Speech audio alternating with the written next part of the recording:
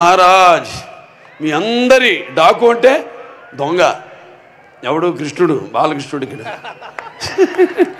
మరి బాలకృష్ణుడు అంటే ఎవరు అందరు గుండెల్ని హరించేవాడు దోచేవాడని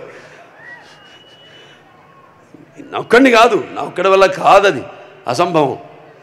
దానికి కొన్ని సినిమాలకి అద్భుతాలు దొరుకుతాయి అంతే నేను ఎప్పుడు అంటూ ఎన్టీ రామారావు పుట్టడం నుంచి ఆయన సినిమాలు అయితేనేమి ఇప్పుడు నేను చేసిన ఈ 4వ విజయం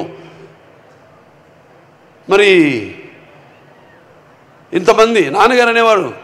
సమాజమే దేవాలయం ప్రజల దేవుళ్ళు అందులో నేను ఒక దేవుణ్ణని అలాగే నా తెలుగు ప్రజలకి నేను ఎందుకు ఎప్పుడు రుణపడి ఉంటానంటే ఎప్పుడు అంటారు శత్రుశేషం రుణశేషం అని అగ్నిశేషం ఉంచకూడదని అలాగే మీ శేషం ఈ జన్మకి తీరదు ఈ రుణం చేస్తానే ఉంటాను నా కొన్న ఊపిరి వరకు మంచి సినిమాలు అందించిన మంది సందేశాత్మక చిత్రాలు కేవలం వినోదం కాదు కళ్ళు మూసుకుంటే కనేది కళ కళ్ళతో అభినయించేది కళ అలాగే నిద్రపోతున్నప్పుడు కనేది కళ నిద్రపోతున్న సమాజాన్ని మేల్కొల్పేది కళ అన్ని రకాలుగా మంచి సందేశాలు ఇస్తూ ఇంకా వైవిధ్యమైన పాత్రలతో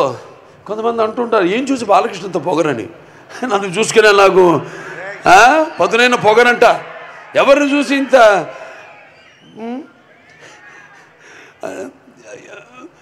అంటే అన్నీ తెలుసా వీడికి అనుకుంటారు నన్ను నేను తెలిసే కంటే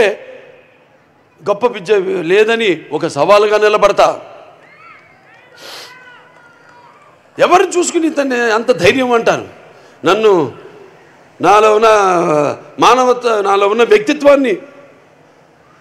చూసి మరి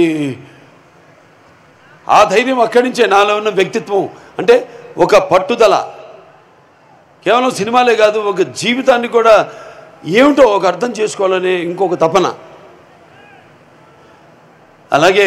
అభిమానులు ఉన్నారు వాళ్ళే అసలు నిజమైన